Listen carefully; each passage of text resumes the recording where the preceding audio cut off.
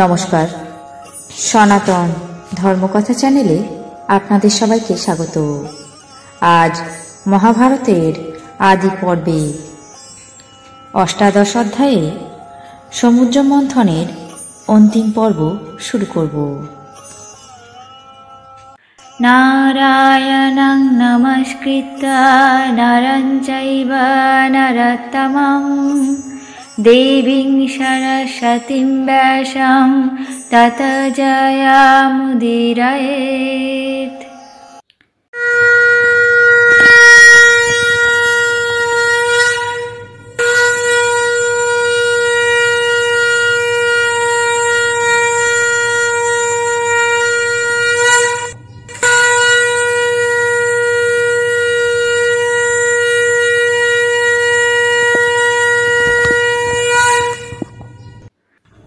মন্থন কার্য চলার সময়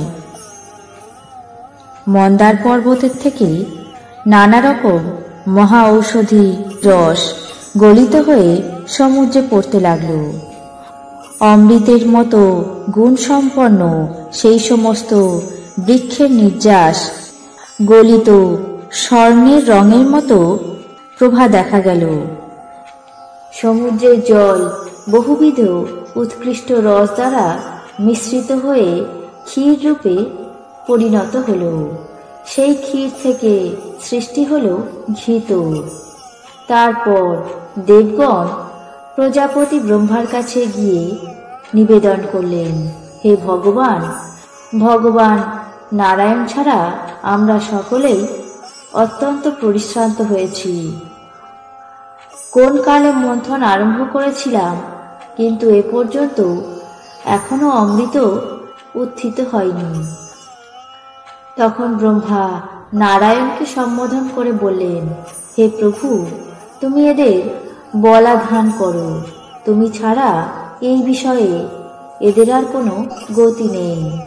নারায়ণ বললেন, যারা এই কার্যে ব্যাপৃত আছেন, আমি তাদের সকলকেই বল প্রদান করছি।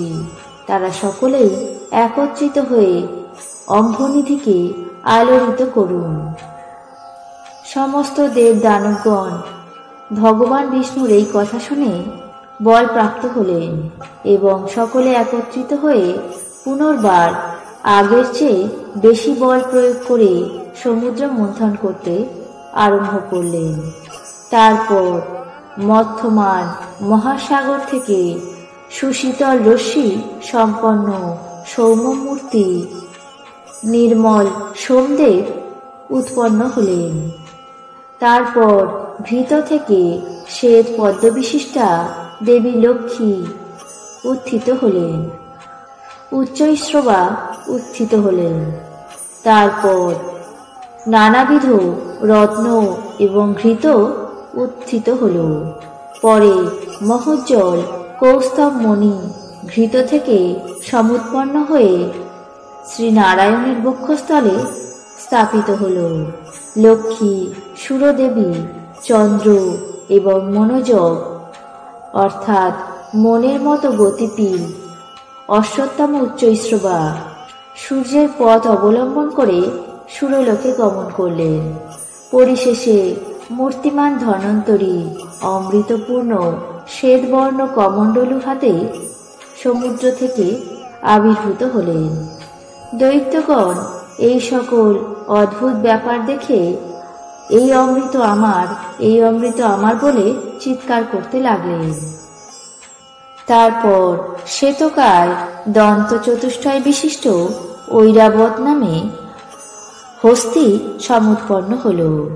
বজ্রধর ইন্দ্র তাকে অধিকার করলেন।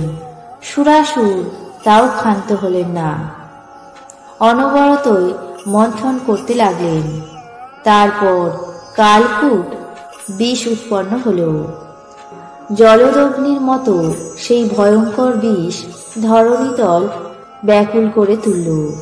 কালকূটের কটু গন্ধ আঘ্রাণ করে ত্রিলোক মূর্ছিত প্রায় হল। ব্রহ্মা তাই দেখে অত্যন্ত ভীত হয়ে ভগবান শিবকে আরাধনা করলেন। তখন মূর্তিমতী ভগবান সেখানে উপস্থিত হয়ে সেই কালকূট বিষরাশি পান করে কণ্ঠে ধারণ করে ত্রিলোককে রক্ষা করলেন। সেই থেকে তিনি নীলকণ্ঠ নামে খ্যাত হলেন।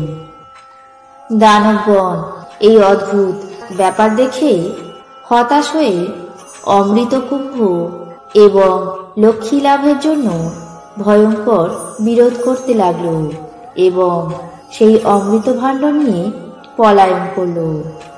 তারপর ভগবান নারায়ণ মোহিনী মায়া আশ্রয় করে নারী রূপ ধারণ করে অসুরদের সামনে উপস্থিত হলেন।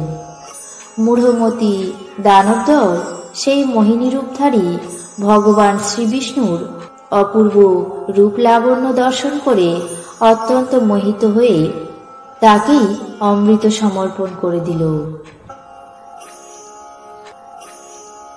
আজ মহাভারতের আদি পর্বে অষ্টাদশ অধ্যায়ের সমুদ্র মন্থনের অন্তিম পর্ব এখানেই শেষ করছি।